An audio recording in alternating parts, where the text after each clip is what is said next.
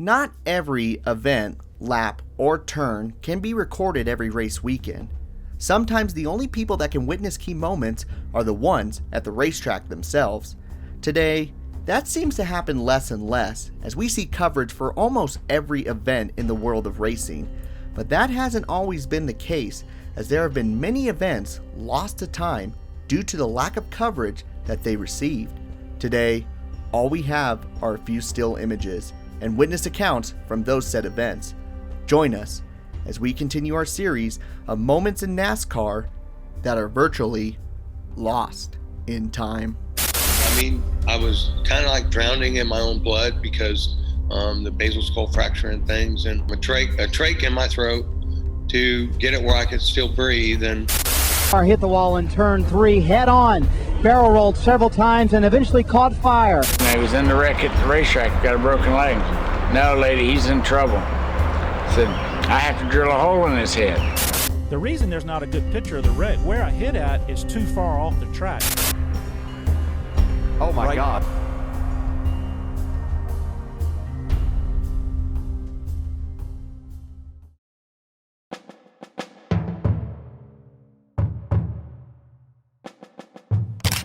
He is known as Mr. Excitement, mostly due to his personality, his racing style, and being at some of the best moments in NASCAR history. Checkered flag. Jimmy Spencer wins it. Whoa, baby. His name is Jimmy Spencer, and many remember him today for his rivalry with Kurt Busch, or his segment in the 2010s on the Speed Channel. Spencer has been around the NASCAR business for a very long time, so it wouldn't be surprising if one or two events have been forgotten throughout his career. With that being said, there was one event where Mr. Excitement himself had his most exciting incident of his career at the most exciting track on the schedule, and no one was able to capture it on video.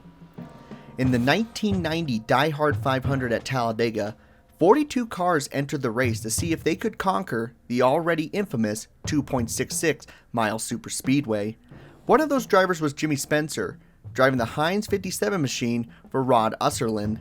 Prior to this race, Spencer had only ran in the track in the Cup Series 2 different times, both of them ending in DNFs, making him more hungry to finish the race at all cost.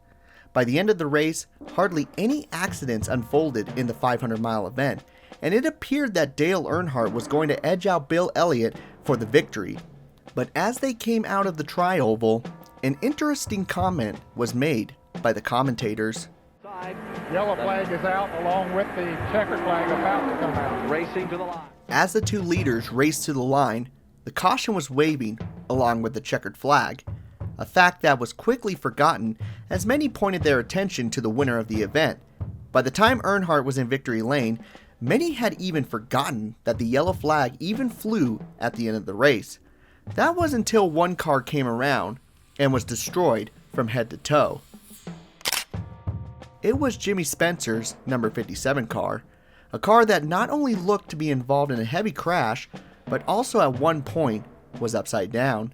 What many didn't realize was that during the last lap of the race, a big accident happened in turn number 2 behind the leaders, an accident that was only saved by a call by MRN along with a few photos snagged of the incident. The straightaway ahead shouldn't come. Driving off turn number 2, Kenny Schrader and Jimmy Spencer hit the wall. Spencer flips 3-4 times, now falls back on its wheels on the backstretch. Meanwhile, on the back straightaway, a wild flip many times over for Jimmy Spencer and a spin for Ken Schrader. Let's go back to Joe Moore. Amazing for Jimmy Spencer. The car flipped over twice here on the back straightaway, hit the outside retaining wall, and knocked it back over. He refired it and drove back around to finish the race. For Schrader, Jimmy Spencer had collided with a careening Ken Schrader on the backstretch during the final lap and flipped 4 times.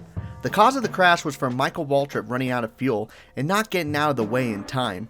This left no room for any of his competitors to pass the fuel-starving Pontiac, leading to the abrupt crash. Obviously, Spencer got the worst of it, as his car was the only one to go airborne. But once the car came to rest, he was able to get his Pontiac fired back up and limp across the start-finish line in the 24th position. After the crash, Spencer had this to say: I could count how many times the car turned over because it really wasn't a bad flip. I was really lucky, let's put it this way. I counted 3 times that I saw the asphalt. It still amazes me that a crash of this magnitude was missed by the television commentators. In fact, fans never knew that this incident happened unless they were listening to the radio. In the end, Mr. Excitement was able to finish the race in exciting fashion, no pun intended. However, we will never witness that treacherous last lap, as the only surviving documentation we have is just a few still shots. Here on the Vanillawafer channel, we do like to talk about a lot of moments in NASCAR that are lost in time. And the funny thing about it is, even myself, as a content creator, I get lost in time for a lot of moments that are just lost in history. And one of those things is the fact that I don't have any videos or photos of me not drinking a liquid death. You know, it's kind of funny, even going back to my baby photos, which were 29 years ago, you could see me right next to a liquid death close by. It's unbelievable. I'm always drinking liquid death. Here I am with some roadkill, barbecuing it up, enjoying a drink. At the Great American Race, yep, had a liquid death there the whole time. Enjoying a Chinese succulent meal, yeah, it's gonna be a liquid death in my hand. Even after I do my daily workout of running 666 yards, I know that liquid death is the best option with only 30 calories and 75% less sugar than top iced tea. My name's Vanillawafers, and don't forget to grab yourself a drink. Hey, that's not a liquid death! Here, do it with this! Now, action! My name's Vanillawafers, and don't forget to grab yourself a drink of liquid death. Don't be scared, it's just iced tea.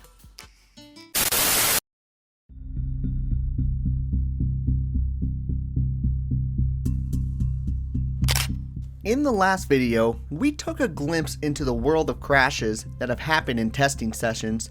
Although testing sessions are by no means a dangerous thing for teams to do, it is still fascinating to see so many drivers suffer from their worst crashes in history at these types of events.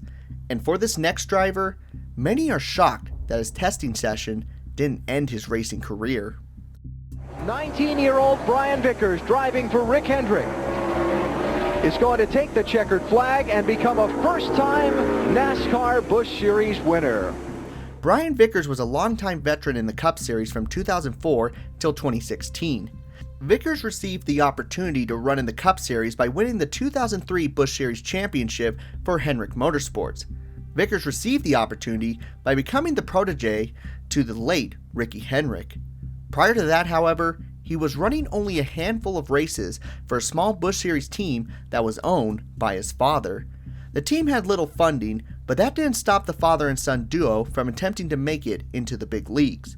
After a rough inaugural season where the team never finished on the lead lap once, the team decided to capitalize on some testing in order to gain some experience for the young North Carolina driver prior to the 2002 season. The track they landed on for their testing session would be Rockingham Speedway, which made sense as they planned to start the season at the roughly 1-mile racetrack. What the team didn't realize, though, was that this testing session was going to be one for the history books in the worst way. On test day, nothing seemed out of the ordinary as the team rolled out their 2001 Dodge Intrepid off the hauler and onto the racetrack. All the team wanted was for Vickers to get as much experience at the rock as he could. While coming off the corner, one of the tires came apart after exiting turn 2. This sent Vickers at an angle towards the inside wall, forcing the driver to correct the car back onto the track. Unfortunately, he ended up overdoing it and put his race car into the wall. The car went airborne and flipped several times down the backstretch. According to Vickers himself, the car went so high into the air that it could have cleared the fencing. Reports say that the car somersaulted 3 times before finally coming to rest on the pavement. The car itself was in horrendous condition, appearing to have the roof itself nearly caved in on the driver. But by some miracle, Brian Vickers escaped the crash without serious injury, a statement that is nearly impossible to comprehend by the state of the car as well as the fact that safer barriers didn't exist at the track during the test session. Although it made Clyde Vickers seriously consider whether or not he wanted his son to continue racing, the team returned to the track only a couple weeks later, finishing 25th out of 43 cars. Today, This marks as another test incident virtually forgotten by many due to the fact that it was a private testing session. However, seeing the state of the car after the incident itself, it leaves many wondering how the outcome wasn't any worse.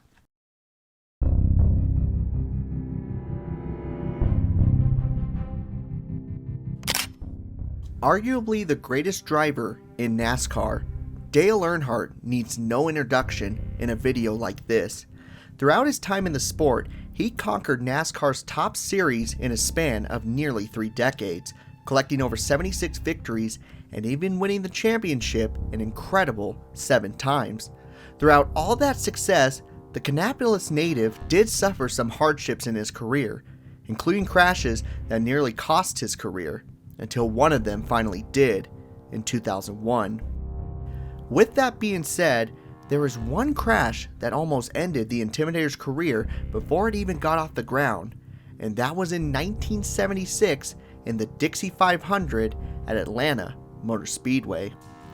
Atlanta Motor Speedway has reared its head in this series in the past, and today we find ourselves in the clutches once again in only Dale Earnhardt's 3rd ever start in the NASCAR Cup Series. Driving for Johnny Ray's number 77 car, his only goal in the race was to make sure that he brought the car back in one piece. Throughout the first half of the race, everything was going to plan, gaining as much experience as he could in the series. At the 3/4 mark though, pit stops were ongoing as some cars pushed their chances in order to maximize track time on the racetrack. Dick Brooks, driver of the number 90 Julie Donlavey car, was one of those said cars, which was a big mistake. While entering the turn, Dick Brooks' car finally gave in to a broken wheel spindle that happened earlier in the race, leading to his car to hit the outside wall and into the path of Earnhardt. What happened next was one of the most wild incidents to happen in Atlanta Motor Speedway history up to that point. In just a few seconds, Dale Earnhardt slammed into Brooks' spinning number 90 machine, causing his Chevrolet to go airborne and barrel roll down the racetrack. It was reported that the car flipped over 3 times before coming to a rest on its wheels out of the exit of turn 4. Although there was no television showing of the race, the radio broadcast in the race saw the whole accident happen and reported it live to the listeners. This is that same recorded broadcast. Action in a car going over and over in turn 3 and 4. I can't get the numbers over there. Car number 90 was the car. No, that was one of the car. Number 77 was the car that flipped over in the turn. Dale Earnhardt. He flipped at least 4 times in that turn. And now another car, Terry Bevins, has stopped running over to the car. Dale Earnhardt in that car. That car flipped at least 3 or 4 times in the air. Earnhardt's car was utterly destroyed. Johnny Ray's once strictly stock car was now reduced to a bunch of scrap metal in a matter of seconds. Somehow, both Dick Brooks and Dale Earnhardt escaped the wreck with minimal injuries, an absolute miracle by the 70s standards, as race cars back then had minimal safety compared to today. After the crash, Dale Earnhardt seemed more concerned about the wrecked race car rather than himself, as he knew that it was the owner's only race car. However, the owner assured Earnhardt that his only concern was on the driver and not his equipment. Dale Earnhardt did not return to Atlanta Motor Speedway until 2 years later, where he finished in the top 5 for Osserlin Racing, which landed him a full-time ride in 1979, thus launching his legendary career. With that being said, it is still crazy to think that NASCAR was so close to losing its biggest star before anyone even knew him. And all we have today are a few grainy photos of the terrifying incident.